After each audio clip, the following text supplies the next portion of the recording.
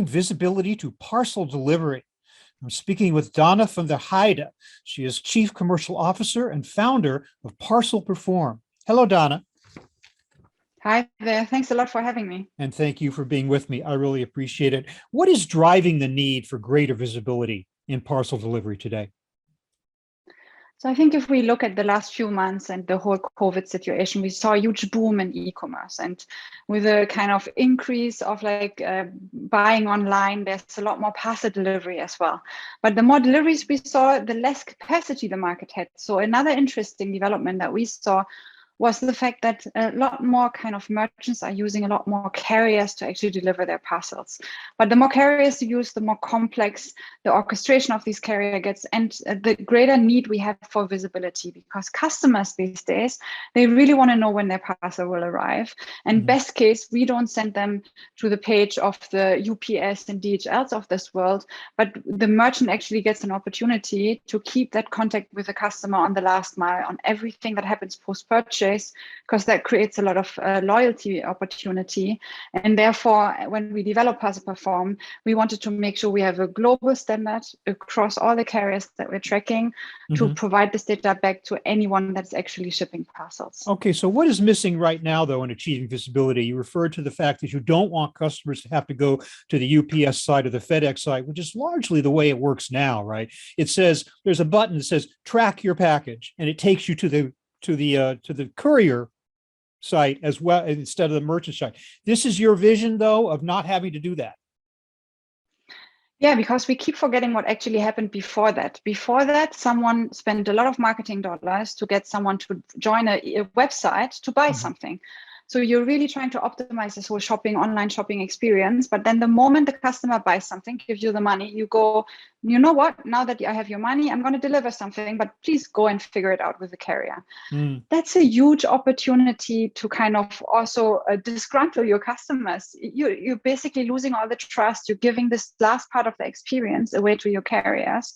And therefore, we believe it's a huge opportunity to keep this experience, to help manage it, to give them proactive updates that they actually understand. Because the other thing that's happening is there's no global standard for parcel tracking. Every time you go to a different website, it's displayed differently. It's really hard to understand. Yeah. Imagine stuff comes from China. It's on this funny Chinese Post website. You really don't understand what's going on. So what we're doing is we're providing a global standards. It's nicely streamlined, and it's a well-formatted, branded page for the customers to really know what's going on. But you think the actual visibility information, though, that actual data, regardless of where it's coming from, it does exist? There are no issues right now. There are no so-called black holes of information where a package just sort of drops out of sight on its way to the customer. Well, that happens a lot, and it starts after checkout, because the first margin for error is the warehouse. So you create an order, and then someone has to pick and pack it in a warehouse. Then the carrier needs to come and pick it up. But that is a time where you usually don't tell your customers anything. So they're just waiting for the first last mile event, because that will be the first opportunity when the carriers actually give you an update. So that moment of awkward silence between checking out to the first delivery event is also something we're breaching, where we're trying to make sure we absorb all this data and can show that to the customer. And then later the last mile events follow. That's one aspect. The other thing that's missing, and also very crucial to experience, is to know when parcels arrive. Because what's happening right now is you get some EDD from your carriers, but they're often wrong, or they don't even give you a timeline on when it arrives. But we all want to plan our lives. We want to have predictability. So what we developed at Parcel Perform is we developed a machine learning algorithm that already at the moment at checkout, like many of us know it from Amazon, we can give you a highly accurate date on when exactly your parcel will arrive. And we factor in whatever happens in the warehouse and what happens on the last mile. Tell me more about the whole machine learning and AI aspect of it. I mean, how does that figure in a way that it didn't before? And how does it help this process?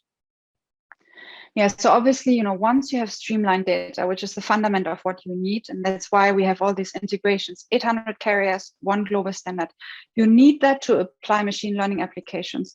If your data is in different formats, time zones, languages, and without any standard, you cannot even get started.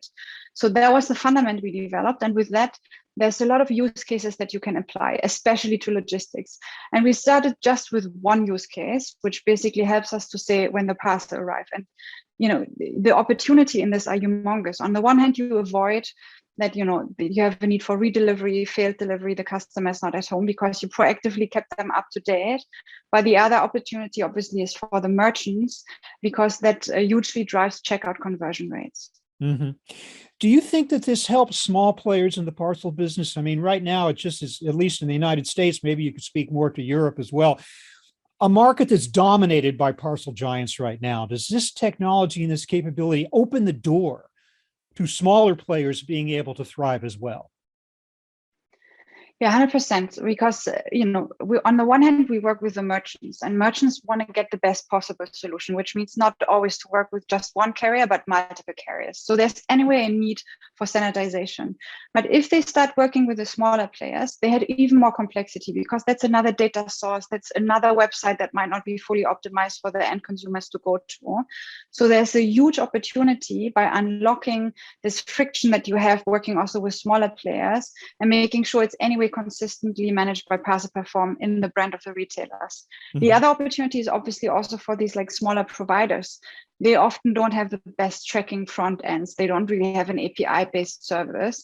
And we are actually able to deal with that via EDI, SFTP files.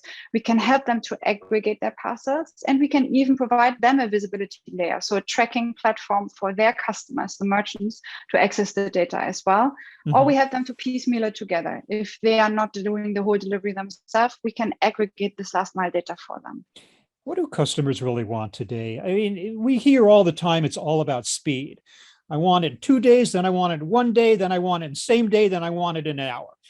On the other hand, might they be satisfied with waiting longer if they simply know where their package is at any given moment on its way to them? Yeah, 100%. You just nailed it there. We don't see across all of our customer, we see it's not just about speed, it's about convenience and predictability. Mm-hmm. Because in these times, I order something and it arrives tomorrow, great. But what if I'm not at home tomorrow? What if I need to know where I send it to? Should it arrive in the office now that we hopefully are going back? Or do I want it at my house? Or does it go to someone else that then needs to be there?